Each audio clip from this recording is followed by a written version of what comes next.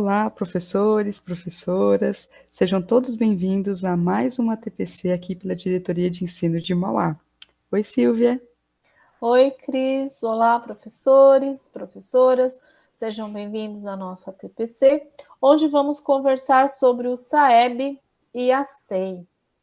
Vamos lá?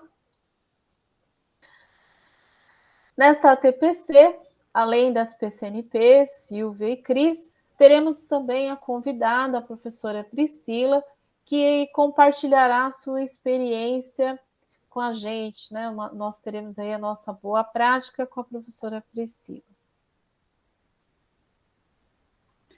Muito bem. Então, agora vamos aqui à nossa pauta do dia. Então, hoje nós teremos aqui uma introdução, né, com os nossos objetivos, uma sensibilização e a nossa devolutiva. Depois falaremos um pouquinho sobre a SEI, que é a avaliação, né, somativa e formativa. Falaremos também sobre a análise estrutural do currículo na construção do planejamento da semana de estudos intensivos, a contextualização sobre o SAEB e IDEB, o TRI, né, a teoria da resposta ao item, a taxonomia de Bloom e dimensões do processo cognitivo, e a escala de proficiência aqui da nossa área de matemática, sobre o CAED, e as boas práticas com a nossa convidada hoje, a professora Priscila. Vamos então à nossa introdução, Silvia? Vamos lá, pode passar para os objetivos. Então, nessa TPC, nós temos o objetivo de ampliar o conceito de avaliação formativa e somativa, analisar a estrutura curricular para a construção da SEI, conhecer e compreender o TRI, Teoria da Resposta ao Item, como metodologia de avaliação, utilizar as dimensões do conhecimento para compreender a construção de uma habilidade e de um objetivo de aula, e compreender a escala de proficiência em matemática utilizada no SAEB. Para iniciar a nossa TPC, nós vamos ao nosso momento de sensibilização com aí uma animação. Pode colocar, Cris, por favor?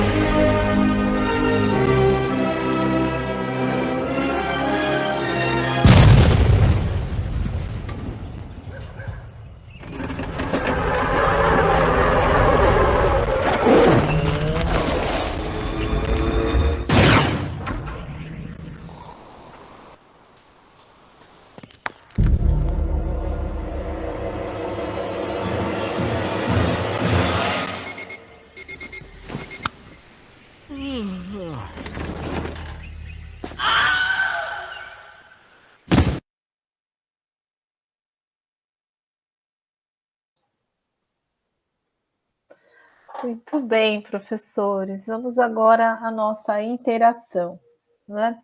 Pensando na nossa prática, na escola, como a avaliação muda a nossa metodologia? Então, coloque sua contribuição no chat. Quais ações metodológicas podemos rever após uma avaliação? Vamos lá?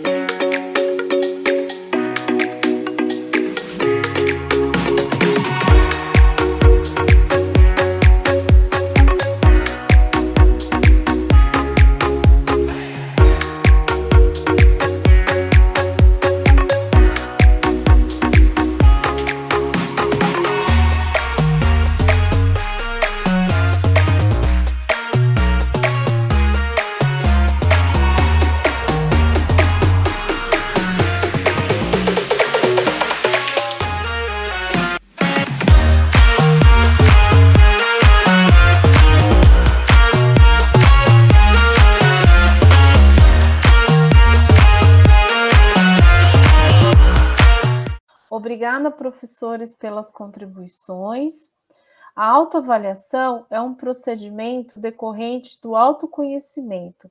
É uma ferramenta que pode transformar seu jeito de pensar e agir e que, se acompanhada de um plano de ação, pode orientar seus passos em direção aos seus objetivos.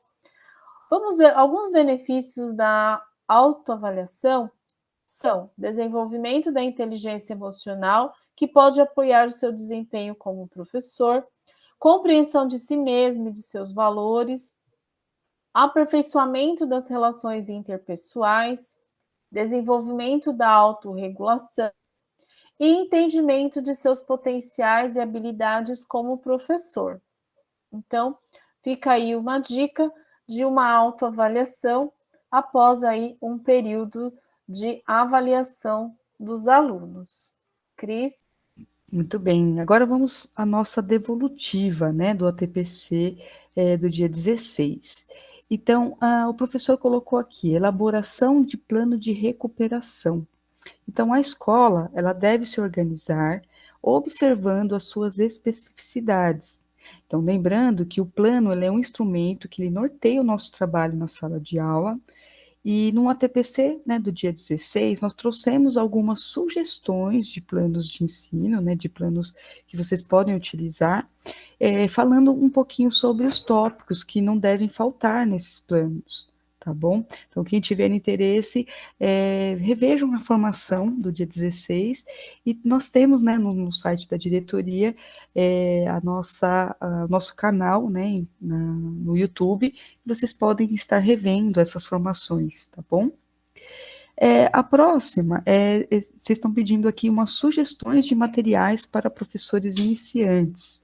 Então, no PDF que vocês irão receber, né, após a formação, vocês podem verificar que aonde tem essa mãozinha, né, tem umas mãozinhas, vocês têm algumas informações extras, né, e nesse caso vocês terão uma informação com referências para leitura, sobre alguns pontos importantes da nossa área, tá ok? O próximo item foi, acho que seria interessante algumas, como utilizar ferramentas da Microsoft, como Word, Excel, planilhas e etc. Achamos também muito interessante, são ferramentas muito utilizadas por nós professores, certo? E a Seduc, ela tem feito pelo Centro de Mídias, ela tem disponibilizado, né, algumas formações sobre essas ferramentas. E são formações bem interessantes e que valem a pena acompanhar. Então, quem tiver interesse, tiver oportunidade, revejam no repositório algumas dessas formações, tá bom? Temos mais uma contribuição aqui que foi sobre técnicas de aprendizagem. Então, também aqui temos nesse link, né, nós trouxemos um artigo bem interessante sobre esse tema, também que vale a pena lermos sobre essas técnicas, tá bom? E, por fim, engajamento dos alunos. Então, trouxemos para vocês também um material em PDF do Instituto Ayrton Senna, com sugestões bem interessantes. E hoje teremos também a nossa convidada, né, a professora ela vai trabalhar com a gente, vai compartilhar conosco um pouco da sua experiência de como tem engajado os seus estudantes nas suas aulas, tá bom? Daqui a pouquinho nós vamos falar com ela. Passando agora para o nosso próximo tópico aqui, da nossa formação de hoje, nós vamos falar um pouquinho sobre avaliação. Então, nós temos as avaliações somativas, que temos aqui, né, a avaliação tanto externa como interna, e também temos a avaliação formativa, também contemplando tanto a avaliação interna quanto a externa. Então, vamos ver, a avaliação formativa é um conjunto de práticas que utiliza diferentes métodos avaliativos para medir de maneira profunda e individual o processo de ensino-aprendizagem dos alunos. É importante saber que a avaliação formativa é uma mão de via dupla. O que isso quer dizer? Ela forma tanto o aluno quanto o professor, pois ao mesmo tempo que eu levo a devolutiva ao aluno, eu ouço do aluno o que precisa ser adaptado, modificado ou alterado no processo de ensino-aprendizagem. Já na avaliação somativa, então assim, enquanto na avaliação formativa ela é um contínuo aprender, errar e aprender com esse erro, na avaliação somativa é bastante pontual e mede o fim de um ciclo de aprendizagem. Então, na avaliação somativa, vamos voltar o nosso olhar lá para a escola, tá? Então, como o trabalho de todos estão refletindo no desempenho de um segmento, né, de um ciclo. Então, principalmente com a continuidade do estudo, essa avaliação ela é importante para uma reflexão do grupo de professores. Então, com base nos resultados, podemos perceber quais são os conteúdos mais fragilizados no percurso e fazer intervenções na série ano correta e no momento correto. Esse movimento não classifica o trabalho do professor, pois sabemos que cada turma tem uma característica diferente e uma percepção da aprendizagem, mas ela corrige o rumo da aprendizagem para essas turmas. Já na avaliação interna, ela é uma ferramenta para subsidiar tomadas de decisões no âmbito da gestão do conhecimento individual, com o objetivo de melhorar, né, melhores resultados da aprendizagem de forma personalizada. Já na avaliação externa, ela é uma ferramenta para subsidiar tomadas de decisões no âmbito dos sistemas educacionais ou em cada escola com o objetivo de melhores resultados de aprendizagem. O que podemos usar como instrumentos de avaliação? Então, temos aqui autoavaliação, testes tradicionais, simulados, seminários e trabalhos em grupos. Muitos de vocês já utilizam essas ferramentas, mas o mais importante e o que diferencia a avaliação formativa da avaliação somativa é a devolutiva, pois a avaliação formativa visa o desenvolvimento individual, o que o aluno precisa para evoluir dentro do contexto matemático que foi ensinado. Deixamos aqui como sugestão a rúbrica, como uma ferramenta de registro muito importante dentro dessa avaliação, certo? Tudo certo até aqui? Silvia, quer contribuir com alguma coisa? Não, isso mesmo, Cris. É muito importante a gente fazer essa avaliação, né, sobre as avaliações formativas e somativas, o papel de cada uma delas, e também agregar a isso, né, as avaliações internas e externas, né? Muito bom. Realmente esse é um caminho importante para a gente compreender aqui o nosso ATPC, principalmente o nosso caminho até o SAEB, né? Sim, muito bem. Então, professora, agora, né, para o nosso momento de interação, pedimos que você reflita sobre como você faz essas devolutivas de suas avaliações, né? Quais ações metodológicas podemos rever após uma avaliação? Então, pedimos que vocês contribuam conosco aqui pelo chat.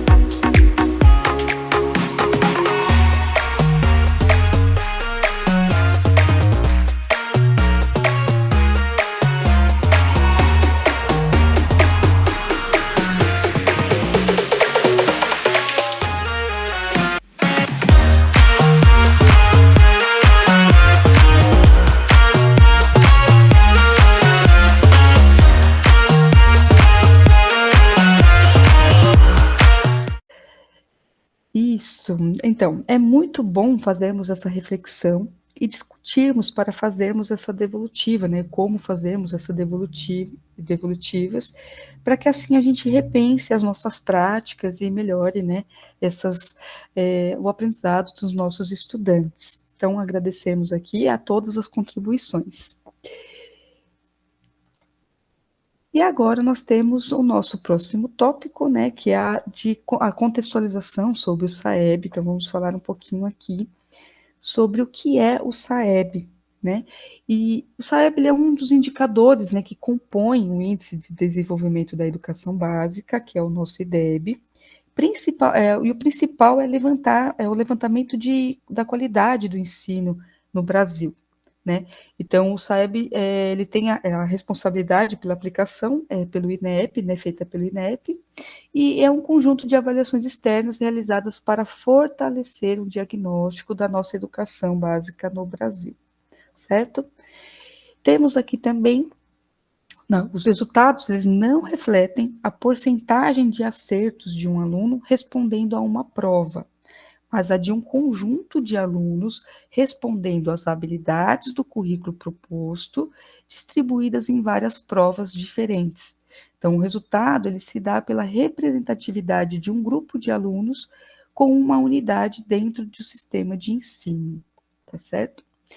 Falando um pouquinho sobre né, o IDEB, como ele é calculado, então, o IDEB ele é calculado de forma a combinar dois indicadores muito importantes, né, no que concerne a nossa qualidade da educação, que é o aprendizado e o fluxo escolar. Então, dentro do aprendizado, né, com o resultado do desempenho dos alunos, e dentro do fluxo é a taxa de aprovação, reprovação e abandono, tá certo? Então, é assim o IDEB ele permite visualizar a partir do equilíbrio entre o desempenho e fluxo escolar, se as escolas e os sistemas de ensino estão atingindo as metas de qualidade definidas pelo Plano de Desenvolvimento da Educação, tá certo? Então, é esse o principal motivo aí. Temos aqui também, então agora a gente vai conversar brevemente sobre a prova, né? Sobre a prova em si. Que ela foi confirmada pela recém-publicada portaria, então nós temos a portaria número 250 do INEP, e ela irá acontecer entre os dias 8 de novembro a 10 de dezembro, agora de 2021, em todas as unidades da federação. Então, o Brasil todo estará fazendo essa avaliação nesse período. E sabemos também, pessoal, que o isolamento social provocado pela pandemia, né, do Covid, ele vem prejudicando muito a aprendizagem dos nossos estudantes. E que o processo de ensino-aprendizado, aprendizagem nas escolas, né, da rede de todo o país. Então, no entanto, sabemos a importância de termos um diagnóstico nacional da aprendizagem. Então, os resultados eles irão nos possibilitar um olhar qualificado, baseado em evidências, sobre o desempenho escolar dos nossos estudantes. E esse diagnóstico, além de permitir que possamos entender melhor as defasagens e potencialidades, também nos dará uma dimensão comparativa, né, com o desempenho de outros estados, e que nos dará melhores condições para continuarmos empenhados em possibilitar a recuperação dessas aprendizagens que foram muito defasadas nesse período, né, principalmente. Então, assim, né, cumpre-se rapidamente resgatar um pouco do que é, né, o SAEB, como ele funciona e também como podemos contribuir e apoiar nossos estudantes. Então, aqui nós temos as matrizes de referência, que é o documento que norteia o conteúdo dos testes, tanto de língua portuguesa quanto em matemática, né, avaliados aí pelo SAEB. E essa matriz ela é composta pelos chamados descritores, os quais descrevem as habilidades e competências esperadas para cada turma de acordo com o ano série avaliado. E que hoje eles são o quinto ano, né, do finais de ciclos, que é o quinto ano, o nono ano do ensino fundamental, e a terceira série do ensino médio, tá certo? Temos também aqui as escalas de proficiência, que por sua vez nada mais são do que uma régua que posiciona o desempenho dos estudantes em uma escala, que vai até 500, tá? E que por uma questão didática, assim como no SARESP, elas foram agrupadas em 3 grandes níveis. Então, temos lá o insuficiente, o básico e o adequado, tá? E cada um dos níveis dessa escala de proficiência, elas possuem uma descrição que contém o conjunto de habilidades que provavelmente o conjunto de estudantes, tá? Da escola ou da rede que são capazes de realizá-la. Então, um ponto importante aqui para consideração ao interpretarmos a performance desse estudante ou de um grupo de estudantes, né, no SAEB, é a lógica de progressão dos níveis.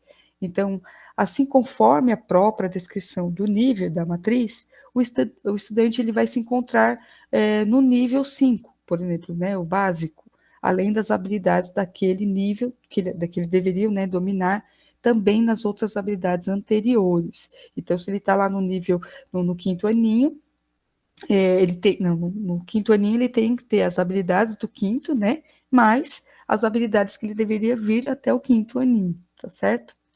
Então, assim, a identificação e o conhecimento pleno desses níveis e das habilidades contempladas é uma informação muito preciosa, pois vai tanto possibilitar o diagnóstico das habilidades que os estudantes possuem, como nortear o caminho para que possamos, né, trilhar para onde a gente quer chegar. Então, ou seja, quais as habilidades eu preciso trabalhar com os estudantes para que ele progrida de nível.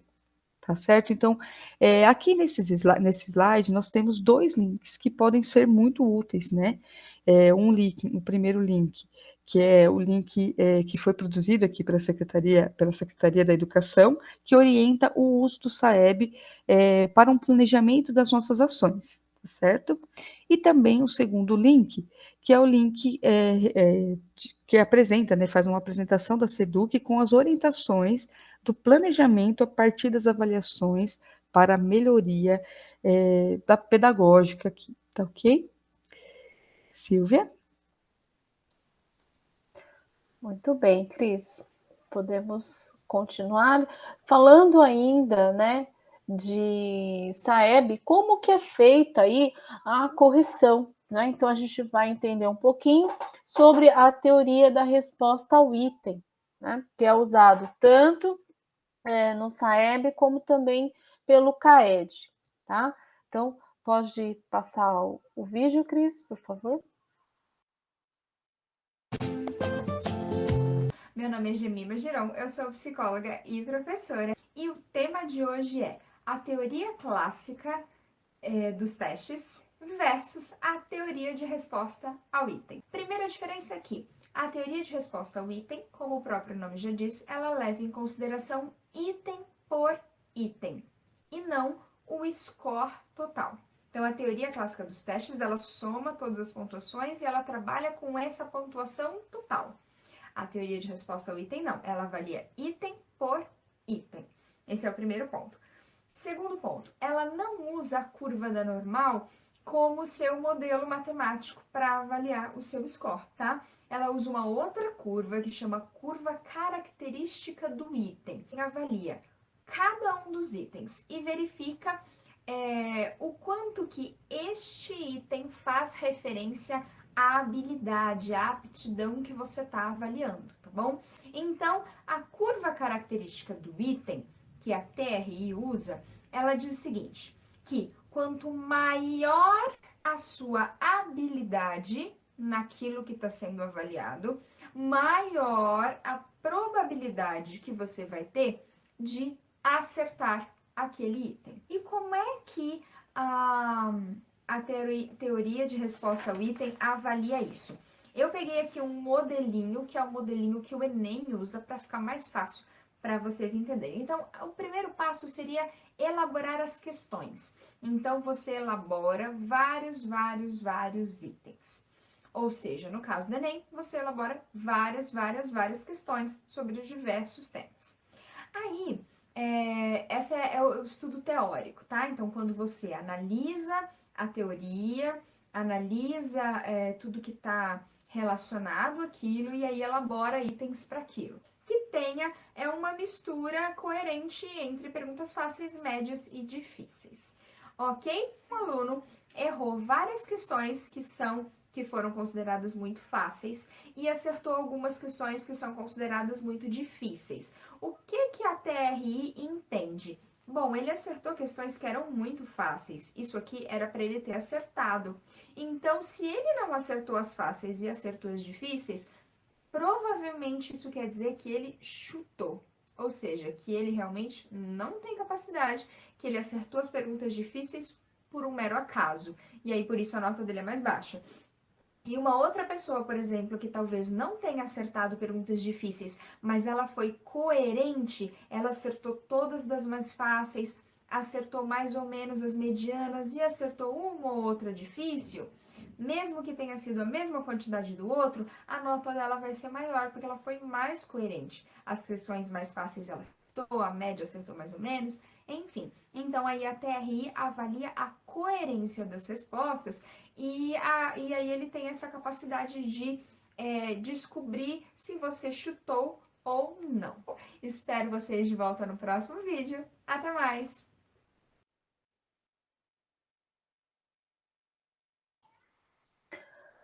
Bom, um vídeo muito esclarecedor, né? Então, mas vamos sistematizando aqui alguns pontos desse vídeo, né? Então, estima a proficiência, quer dizer, o desempenho dos alunos, a dificuldade de cada questão e a probabilidade de acerto ao acaso. Então, nesse caso, é muito interessante a teoria de resposta ao item, porque ela faz uma construção da habilidade, né? Como foi falado no vídeo. Então, espera-se que o aluno acerte todas as fáceis e vá progredindo na habilidade. Isso é muito interessante, que nós podemos levar para a nossa sala de aula, pensando em que ponto meu aluno está da atividade que eu estou desenvolvendo. Depois nós vamos falar um pouquinho sobre isso, né? Então eu posso fazer essa observação. Continuando aqui, descreve uma probabilidade de um estudante dar uma resposta correta ao item em relação ao nível de aquisição desta habilidade. Novamente, a questão do nível é muito importante, né? Então, ela não simplesmente soma tudo que eu acertei e me dá uma nota. Ela vai ver o progresso do aluno, né? Então, fica mais coerente os resultados desta prova.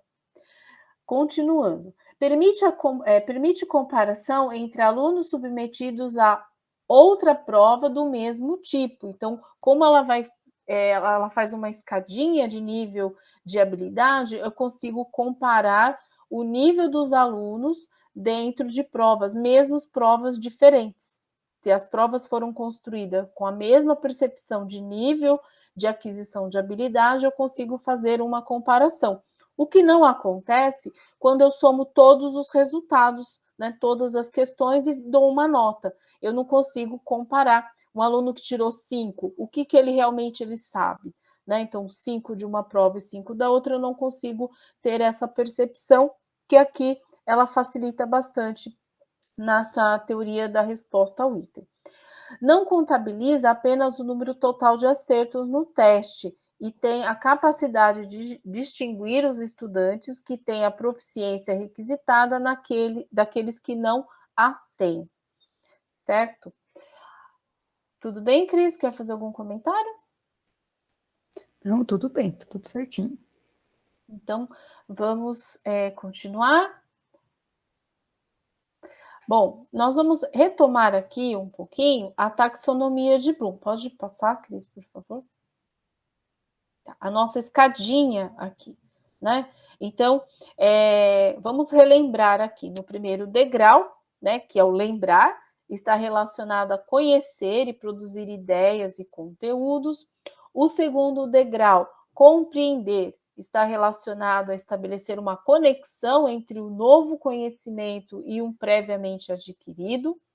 No terceiro degrau, aplicar, que está relacionado a executar ou usar um procedimento numa situação específica e pode também abordar a aplicação de um conhecimento numa situação nova. No quarto degrau, analisar, que está relacionado a dividir a informação em partes relevantes e irrelevantes, importantes e menos importantes, e entender a inter-relação existente entre as partes. No quinto degrau, avaliar, né, que está relacionado a realizar julgamentos baseado em critérios, em padrões qualitativos ou quantitativos, e de eficiência e ineficiência, enfim. Ele vai fazer aqui uma avaliação. E no sexto, criar, que significa colocar elementos juntos com o objeto de criar uma nova visão, por exemplo, uma nova solução, estrutura um modelo utilizando conhecimentos e habilidades previamente adquiridos. Tá? Então, essa daqui é a taxonomia de Bloom, o degrau aqui que é utilizado na construção aí de habilidade. Tá? No próximo, nós vamos juntar aqui também, retomar nosso ATPC, as dimensões do conhecimento, que é o factual, conceitual, procedural e metacognitivo, tá? Então, vamos lá. Essas dimensões, elas vêm complementar, tá, a taxonomia de Bloom. Então, aqui no factual, nós temos, são conhecimentos de fatos, situações, ou localização, axiomas, né? E a gente pode utilizar para eles os verbos listar, resumir, classificar, ordenar e outros aqui. O conceitual são conceitos e princípios. Os conceitos são conjuntos de fatos, objetos e símbolos. Os princípios se referem às mudanças que produzimos num fato, num objeto ou numa situação, em relação a outro fato, outro objeto ou outra situação, que normalmente descrevem a relação de causa e efeito, tá? Então, aqui nós vamos ter os verbos descrever, interpretar, experimentar, então, que fazem aí essa junção. Depois, nós temos o procedimental, tá? O conteúdo procedimental é um conjunto de ações ordenadas, né? Que tem um começo e um fim. Então, como tabular, prever, calcular, diferenciar, são alguns verbos aqui do procedimental. E o metacognitivo, o termo... no metacognitivo, nós temos conteúdos atitudinais, então, engloba valores, normas e atitudes. Um exemplo, quando ao solucionar um problema, percebemos que a nossa estratégia está errada. Aí, o que a gente faz? A gente vai e busca uma outra solução. Então, quem consegue fazer esse desvio, né? Ele está aí no metacognitivo. Então, a gente tem como verbo aqui o executar, o construir, o alcançar, agir, né? Então, são os verbos que representam essa classificação, tá? Bom, o que a gente vai completar aqui? Pode passar o próximo slide, Cris, por favor? Então, pode ir de novo? Isso. Então, aqui, nós vamos analisar a coluna do compreender. Então, aqui no compreender, nós temos alguns verbos que fazem junção da taxonomia de Bloom com os processos cognitivos. Então, nós vamos ver aqui que nós temos o verbo resumir, interpretar, prever e executar. Vamos analisar um exemplo aqui, tá? Pode passar, Cris? Então, nós temos a dimensão do conhecimento, então, factual, taxonomia de Bloom, resumir, né? E como que essas questões aparecem lá em matemática? Então, olha só, dimensão do conhecimento factual, taxonomia de Bloom, resumir. A questão seria, que números se formam com 5 dezenas e 10 unidades? Então, aqui eu tenho um exemplo, né, que eu tenho que conhecer apenas ali um fato, né, um objeto, que é a dezena e unidade. Depois, nós temos aqui uma escalinha um pouquinho maior, que seria dentro ainda do compreender, a gente vai para o interpretar. E aí eu tenho uma questão em matemática ali, que fala, assinale os itens que apresentam grandezas proporcionais. Olha só, ele tem que interpretar, né? Então, a gente já está num nível maior, tudo isso dentro do compreender. Então, primeiro ele vai resumir o que ele já sabe, depois a gente pode aí interpretar, né? Então eu tenho que ler e interpretar aí o que eu preciso. Dentro ainda do compreender, nós temos o prever, que aí a gente já está no procedimental. Então, ó, sem efetuar cálculos, responda se as potências são positivas ou negativas. Então, esse é o tipo de questão onde o aluno vai ter que prever, né? Então, ele vai ter aí que já ter um conhecimento, né, prévio, ele vai ter que fazer aí ligações mentais aí para descobrir aí quais são, né? Na verdade, são mais cálculos mentais, né? Então, sem cálculos, responda quais são as potências positivas ou negativas. E também temos aqui o metacognitivo, então já no executar. Olha só como que nós temos já um problema dentro aí do degrau do compreender. O índice de massa corporal, mais conhecido pela sigla IMC, é o índice adotado pela Organização Mundial de Saúde, que é usado para o diagnóstico de sobrepeso e de obesidade. O IMC pode ser facilmente calculado a partir do peso dado em quilos e da altura, dada em metros pela fórmula. Então, a gente tem a fórmula aí do IMC. Se uma pessoa tem 1,60 m de altura e deseja ter o seu IMC de 30, então o seu peso em quilos deve ser igual a.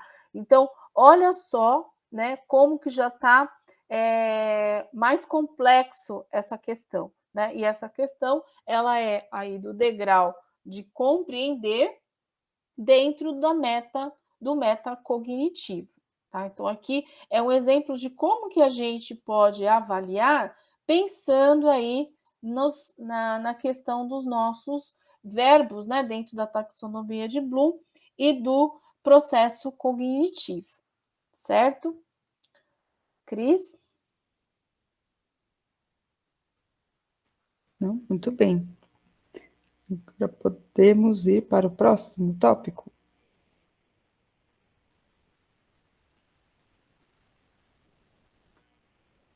Silvia, acho que é você ainda.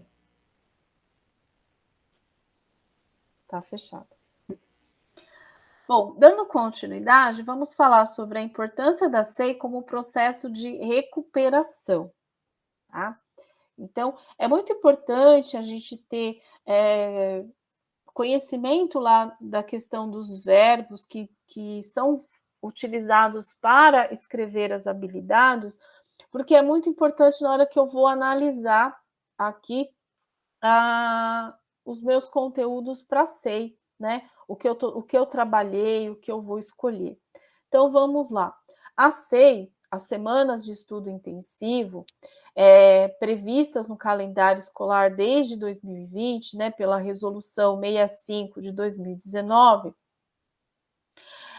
são dias letivos considerados momentos de revisão, recuperação e aprofundamento das aprendizagens essenciais para a continuidade do percurso educacional de todos os estudantes. A Coordenadoria Pedagógica, COPED, orienta que as equipes escolares, com base nos resultados das avaliações internas e externas, identifiquem as necessidades dos estudantes para o desenvolvimento das habilidades e competências requeridas para o ano série em curso. Então, por isso que é muito importante nós termos o conhecimento, né, das habilidades e como essas habilidades se estruturam, para que vocês façam justamente essa análise. Pode passar. Bom, então agora nós vamos falar um pouquinho sobre o que eu posso abordar na SEI, né? Então, vamos lá. Primeiro, pontos de atenção que ocorreram durante o bimestre, conteúdos que apresentaram maior fragilidade. É muito importante um estudo das fragilidades de cada ano série, depois um estudo das fragilidades de determinados grupos dentro da sala e, por fim, dos pontos de atenção de cada aluno, né? Então, aqui a gente pode pensar aí como é importante aquela questão da teoria de resposta ao item, né? Porque eu vou avaliando as habilidades aqui do meu aluno, né? E eu consigo perceber quem avançou mais e quem avançou menos dentro de cada habilidade. No segundo ponto, nós temos os conteúdos essenciais, tá? Que não serão abordados em outro momento do currículo. Alguns conteúdos são essenciais e não serão abordados em outro momento. Caso esse conteúdo esteja fragilizado, é bom retomá-lo na SEI. Depois temos a personalização do ensino, tá? No sentido de observação em que ponto cada aluno progrediu. Olha, novamente aqui também vamos falar aí do avanço dentro das habilidades. Tá? Então, não preciso preparar uma atividade para cada aluno, e sim observar os avanços de cada aluno dentro das atividades propostas. Então, dentro lá da minha sequência de aprendizagem do Aprender Sempre, em que ponto cada aluno ali parou, né? Como que foi o avanço desses alunos dentro dessas situações de aprendizagem. E, por fim, repensar a metodologia, tá? Aplicada durante o bimestre e inovar nas ações quando você for fazer a SEI. Então, devemos, na medida do possível, mudar a abordagem do conteúdo na SEI. Por exemplo, se utilizamos trabalho em grupo durante o bimestre, é interessante na SEI você propor mais trabalhos individuais, né? Porque o avanço que o aluno não teve com a abordagem metodológica que você escolheu, ele pode ter com uma outra abordagem, tá? Então, quando a gente fala trocar a abordagem, é nesse sentido. De repente, o aluno faltou para o aluno trabalhar mais individualmente, né? Ou o contrário, faltou para o aluno trabalhar mais em grupo, né? Eu trabalhei muito individual, talvez o compartilhar a informação faltou para aquele aluno avançasse um pouquinho mais aí na aprendizagem, tá? Cris? Então, vamos para a análise estrutural da SEI, tá? Então, como que eu faço a análise estrutural dos conteúdos da SEI? Tá? Nós vamos analisar aqui através da AP do segundo bimestre. Pode dar um enter, Cris, por favor? Então, de acordo com a AP, um eixo estrutural que apresenta pontos de atenção, tá? Na nossa análise estrutural, é o de fração, razão e proporção. Então, esse eixo, né, na nossa análise das AAPs, né, nível estadual, então foi um eixo aí que precisa ser retomado, de preferência na SEI, tá? Então, pode passar, Cris? Então, nós temos aqui, nessa análise, nós temos a matriz de referência do SAEB, tá? Então, esse eixo estrutural é avaliado no SAEB por conter descritores importantes para o desenvolvimento e compreensão do conhecimento matemático, né? Que é o conhecimento de fração, proporção, razão e proporção, tá? Então, nós temos aqui, olha, por exemplo, os descritores do quinto ano, D24, identificar a localização de números racionais representados na forma decimal na reta numérica, tá? Depois, no nono ano, o D22, identificar fração como representação que pode estar associada a diferentes significados. Também no nono ano, nós temos o D23, que é identificar frações equivalentes, né? Na terceira série do ensino médio, nós temos aqui desenvolver problemas que envolvam razão trigonométrica no triângulo, retângulo, seno, cosseno e tangente. Então, é uma estrutura, né, dentro de fração, razão e proporção, e muito importante para o desenvolvimento do conhecimento matemático. E é uma estrutura que está fragilizada. Então, é o momento aí de pensarmos nessa estrutura na semana de estudos intensivos. Cris? Muito bem.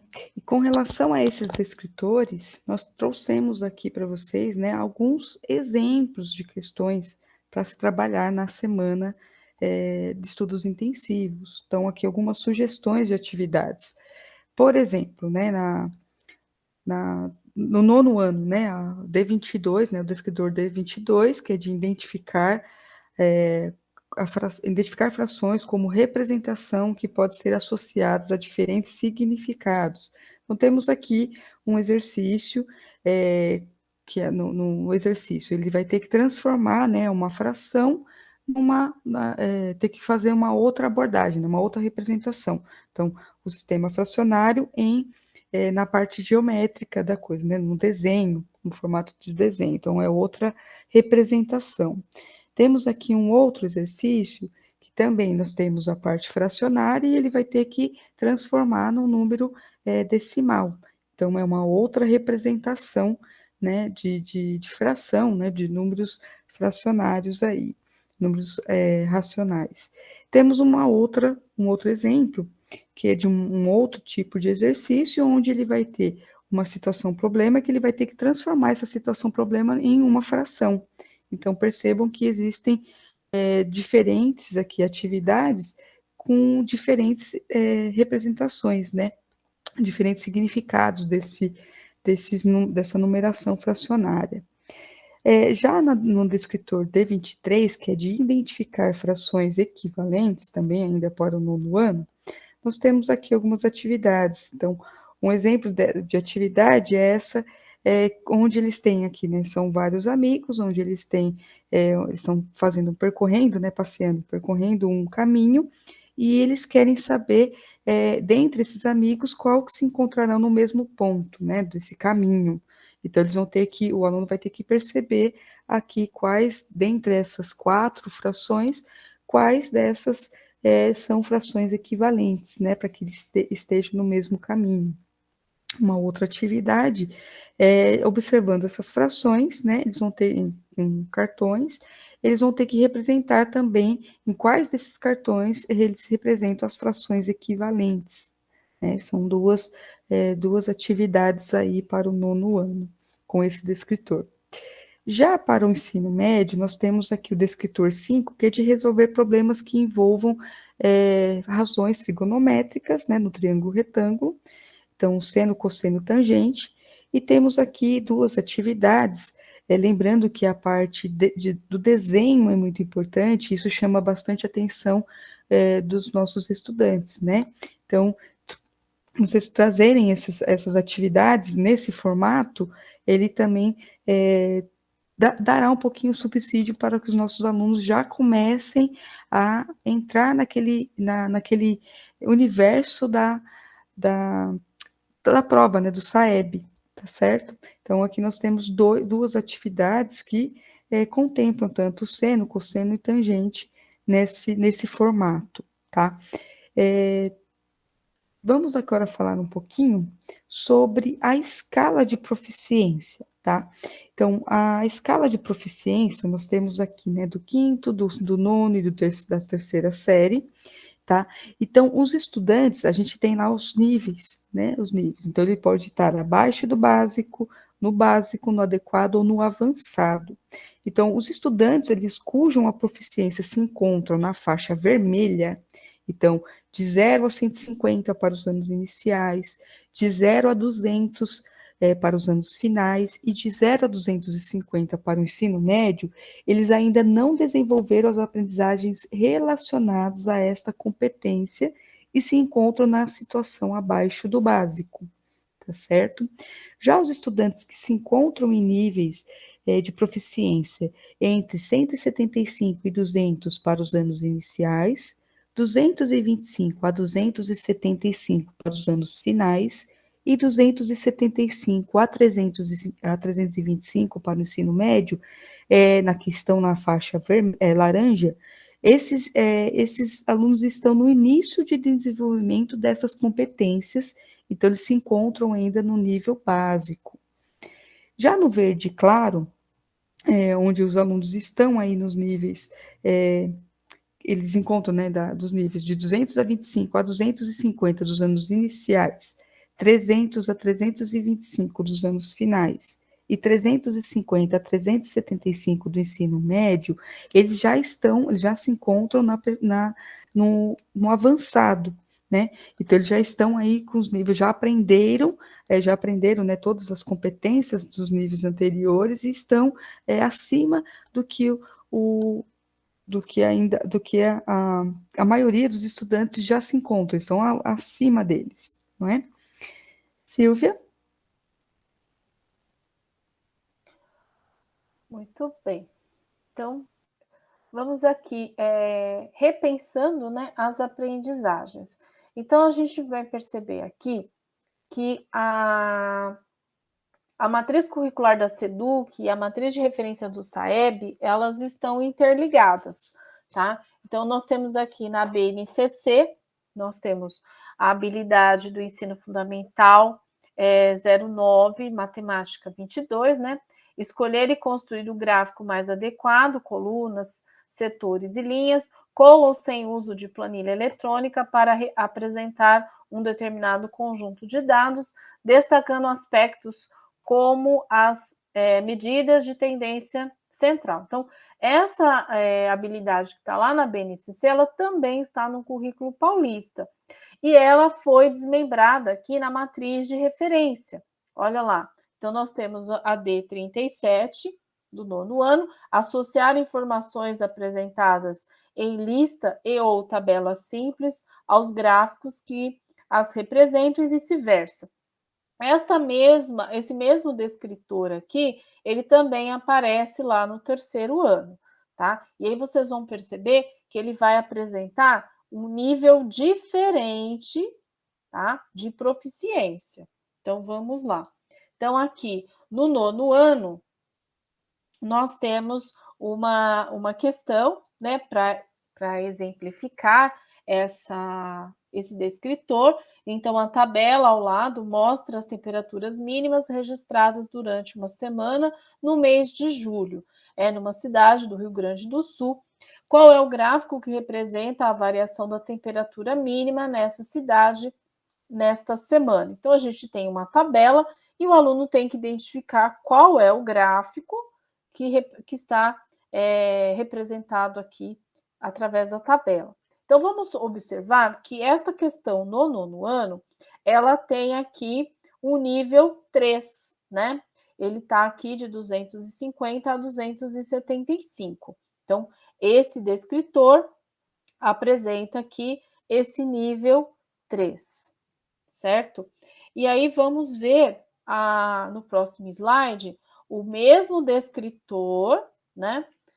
Ele teria aqui um nível 1, né? Dentro da proficiência, né? Então, o gráfico abaixo mostra a distância em metros em que um pequeno roedor está da sua toca, num período de 17 horas até as 23 horas, né?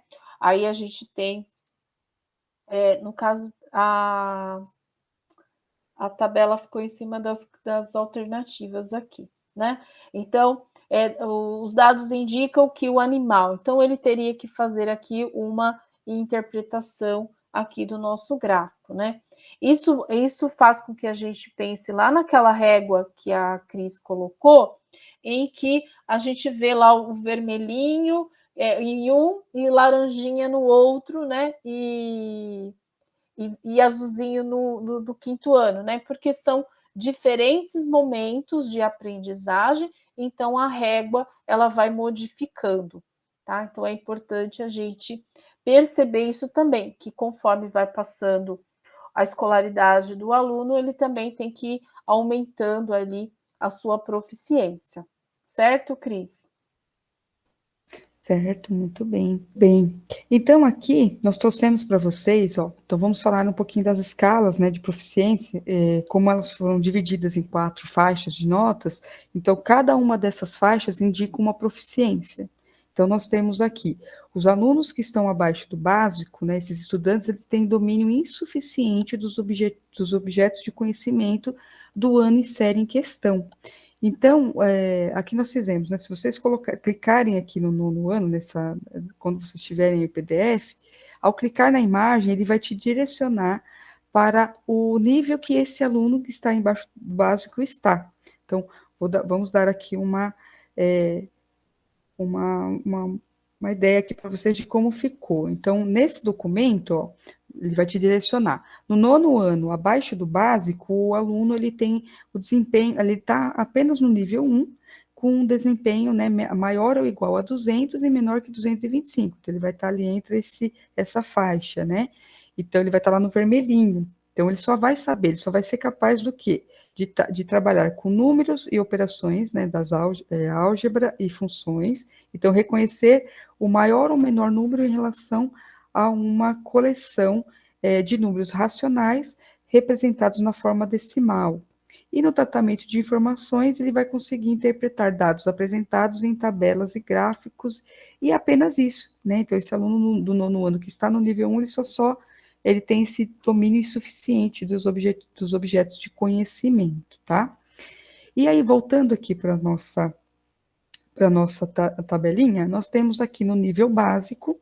Então, no nível básico, o aluno ele tem apenas domínio mínimo desses objetos de conhecimento, tá? Do ano e série que ele está. Do adequado, ele vai ser, esse estudante, ele tem o domínio pleno dos objetos de conhecimento, do ano e série em questão, e o avançado, esse estudante, ele tem o domínio maior dos objetos de conhecimento do ano e série que ele está inserido, tá certo? Então, assim, vocês percorrendo esse material, vocês vão ver quais níveis ele está de acordo com a proficiência, na escala de proficiência que esse aluno está inserido, ok? Já para o terceiro do médio, a mesma coisa acontece, tá? Então, vamos ver aqui no abaixo do básico. Enquanto no 9º ano, o aluno está no nível 1, como abaixo do básico, na terceira série, ele para estar no baixo do básico, ele está no nível 3. Então, no nível 1, para o 9º ano, ele está abaixo do básico, já na terceira série, o aluno que estiver no nível 3, ele é considerado abaixo do básico, porque ele está abaixo, né? Ele está com nível, com domínio insuficiente dos objetos de conhecimento para a terceira série do ensino médio. Tá certo? Silvia? Tudo certinho aqui? Isso mesmo, Cris. Então, quando vocês receberem o PDF, né, dos nossos slides, vocês terão aí um mapa, né, que vai ajudar vocês a compreender aí os níveis de acordo com os descritores do SAEB. É só clicar aí nos retângulos que vocês vão ter acesso ao nosso material aí para vocês. Isso mesmo.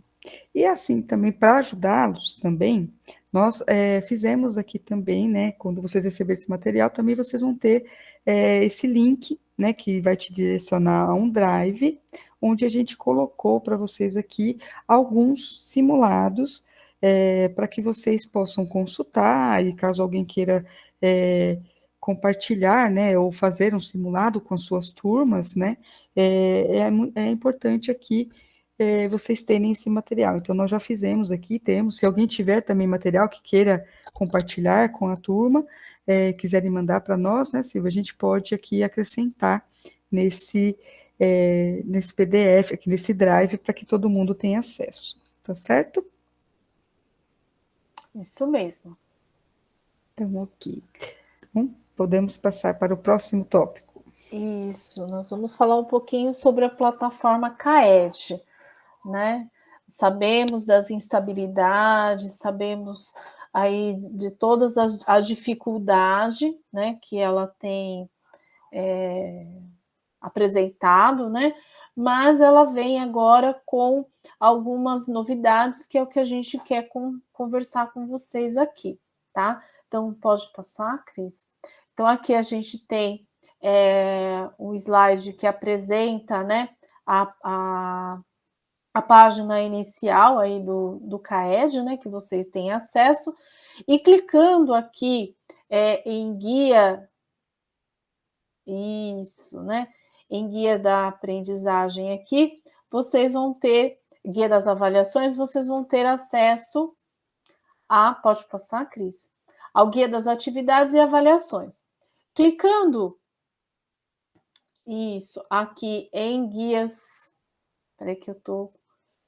Em guias atuais, vocês vão abrir aqui as atividades de 2021, tá? Aí vocês vão ter aqui a AP do primeiro e do segundo bimestre. Depois vocês vão selecionar aqui o ano e série que vocês desejam consultar, tá? Nós vamos utilizar aqui o modelo do 7º ano e depois também, no caso, a gente tem acesso ao português e matemática, vocês terão acesso aí à matemática, tá? Aí, clicando, vocês vão ter acesso aos cards, né? Esses cards, eles serão referentes à prova que o seu aluno fez, tá? Então, são várias provas que o CAED disponibiliza, então você terá os cards aí dos alunos da sua escola que eles fizeram. Em cada card, vocês terão aí em amarelo a porcentagem de acerto, tá? E também, nesse guia, vocês terão as divisões em blocos, tá? Então, olha só, tá? Em cada etapa do ano letivo, há um conjunto de habilidades previstas para o desenvolvimento da criança ou do jovem. É importante avaliar essas habilidades para que o professor e gestores possam acompanhar a aplicação do currículo do Estado de São Paulo. Nesse bloco, que também recebe o nome de blocos principais, estão reunidos itens que avaliam as habilidades consideradas essenciais e que já deveriam ter sido aprendidas até o momento do ano. Aqui você também encontra a resolução de cada um desses itens no card, tá? Então, aqui onde está a mãozinha, se vocês clicarem aqui no olhinho, vocês vão ter acesso à questão que o seu aluno respondeu. Então, aqui no caso, a gente pegou uma que tem uma baixa porcentagem, né? 29%, acredito que. 26%, Cris? Não estou enxergando. E aqui vocês têm aí a resolução dessa questão. Olha, percebam que, como a gente colocou lá no eixo estrutural, é uma questão que envolve aí o eixo de fração, tá? Então, por isso que nós trouxemos aquela estrutura, aquele eixo lá, tá? Bom, no próximo card, nós vamos pegar aqui uma outra questão. Pode clicar, Cris, por favor. Que também apresentou aqui um baixo índice, né? Que foi a questão 16. Tá? Essa questão aqui, ela traz sequências de números apresentados no quadro, né? Que são expressões aqui recursivas, né? E aqui a gente já vai deixar um spoiler, né, do nosso próximo ATPC, que justamente vai trabalhar com esse tipo de abordagem também, né? Também já pensando aí num eixo que ficou em defasagem para ser trabalhado, tá? Pode clicar, Cris, por favor. Aqui, então, nós saímos das habilidades essenciais e nós temos os marcos de desenvolvimento, que reúnem habilidades fundamentais para que os estudantes possam prosseguir na sua trajetória escolar. Sendo assim, os itens referentes a esse bloco, que também recebe o nome de bloco de integração, avalia habilidades mais básicas e pregressas, sem as quais o estudante dificilmente conseguirá aprender aquilo que lhe é exigido no ano letivo atual e nos demais. Então, os marcos de desenvolvimento também precisam ser observados aí na hora de construir a SEI, né? Ao construir o seu planejamento da SEI.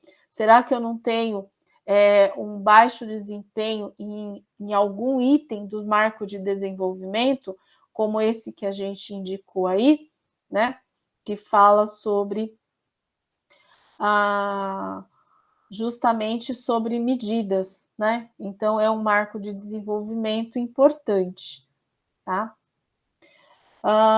Pode passar, Cris, por favor? Aqui a gente tem, né, o último bloco, que são o bloco de habilidades complementares, né? Também chamado de bloco de equalização. É composto por itens que complementam as principais habilidades avaliadas no teste. Aqui as habilidades em jogo podem ser tanto do período letivo em questão, quanto de etapas escolares anteriores. Um dos principais funções desse bloco é permitir que os resultados alcançados pelos estudantes possam ser comparados com os de outros testes e atividades da plataforma, tá?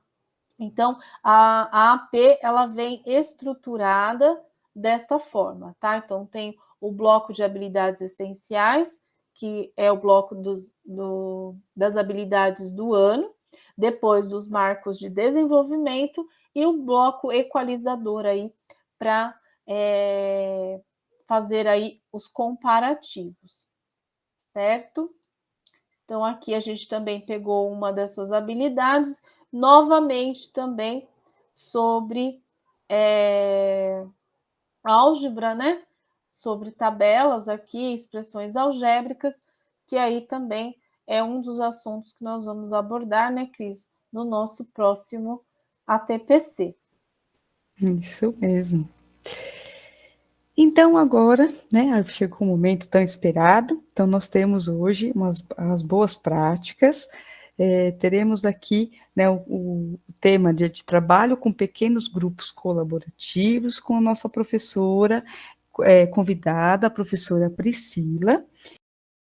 Olá, professores. Eu me chamo Priscila, sou professora de matemática da Escola Maria Helena Colônia. E eu estou aqui hoje para compartilhar com vocês um pouco da experiência que tive trabalhando com pequenos grupos colaborativos. Antes, eu vou falar um pouquinho por que houve um esforço de toda a equipe docente em desenvolver o trabalho colaborativo com os estudantes. Quando nós analisamos os resultados das avaliações externas realizadas pelos alunos da unidade escolar, nós observamos que os estudantes apresentaram defasagens em matemática, tanto nos anos finais do ensino fundamental, como no ensino médio. Por isso, uma das ações previstas no plano de melhoria de resultados para sanar essas defasagens foi o nivelamento, com foco no trabalho colaborativo, uma vez que esses agrupamentos produtivos, eles estimulam a participação e o engajamento dos alunos. E as orientações que nós recebemos nas ATPCs de recuperação e aprofundamento sobre como desenvolver o trabalho em pequenos grupos colaborou bastante para a gente colocar em prática essas ações. E o trabalho colaborativo já teve início já lá no ensino remoto. No ensino remoto, ele foi trabalhado no nivelamento, onde nós trabalhamos múltiplos e divisores de um número natural. Então, o primeiro passo no ensino remoto foi criar os grupos pelo WhatsApp. Cada grupo recebeu uma situação problema, envolvendo o menor múltiplo comum ou maior divisor comum. A situação problema, ela deveria ser discutida e resolvida em grupo. E depois a solução seria apresentada para a turma na aula via Google Meet. Foram definidos então os papéis, quem seria o responsável por enviar a resposta do grupo, quem iria ler a questão, quem ia explicar a questão para a turma. E nos grupos, os alunos foram expondo as suas resoluções, suas explicações, e eu estava lá mediando as discussões. E na aula, lá via Google Meet, os alunos apresentaram então as suas soluções, as suas diferentes soluções para o problema, e explicaram para a turma as soluções do problema proposto. No ensino presencial, os agrupamentos foram trabalhados na aplicação da sequência de atividades da Aprender Sempre, volume 3. Na sequência de atividade 1, eu optei por trabalhar com duplas produtivas.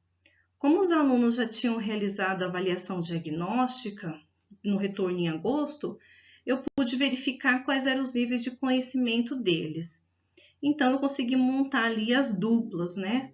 E o objetivo desse agrupamento foi que o aluno com mais facilidade auxiliasse o aluno com mais dificuldade. E assim os dois seriam beneficiados, porque muitas vezes o aluno compreende melhor quando o colega explica a atividade. E quem ensina aprende muito mais, né? Aqui nós vemos nas imagens que primeiro os estudantes resolveram as situações problemas da sequência de atividade 1 em duplas e depois eles socializaram as respostas com a turma.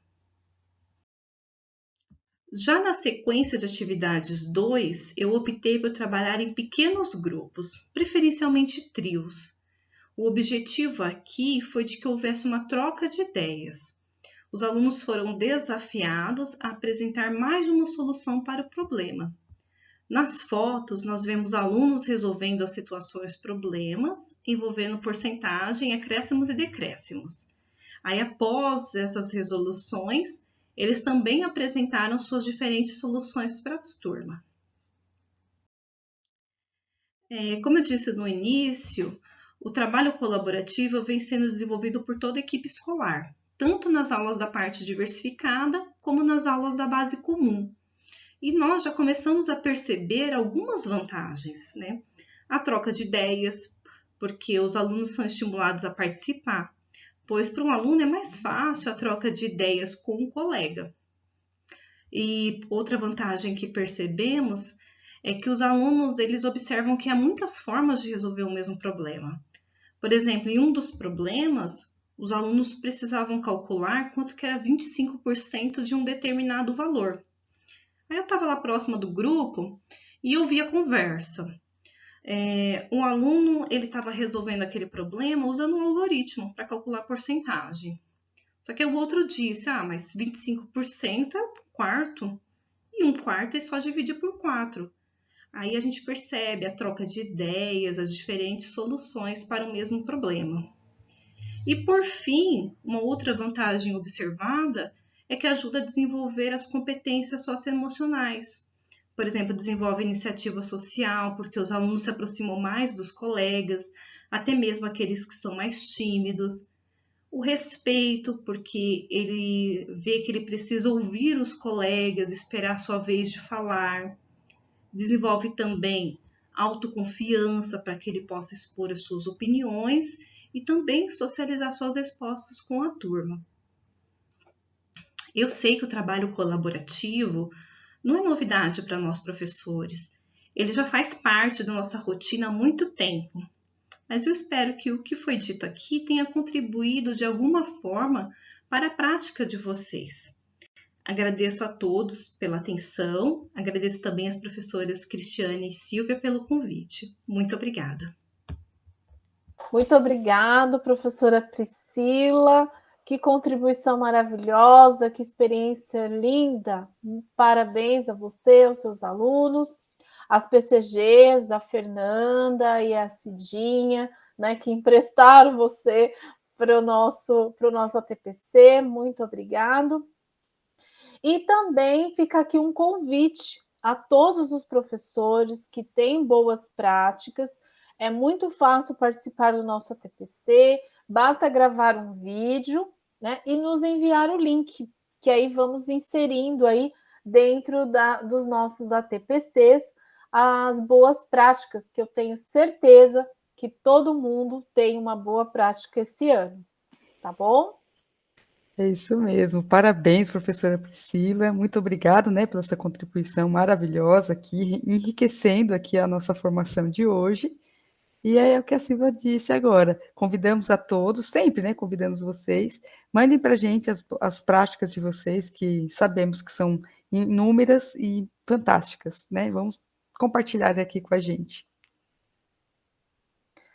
Bom, para finalizar o nosso ATPC, nós temos aqui as nossas referências, né? Avaliação formativa e somativa. A pauta dos percursos formativos em rede nas semanas de estudos intensivos, né? É um material muito interessante que tem lá no AVFAP.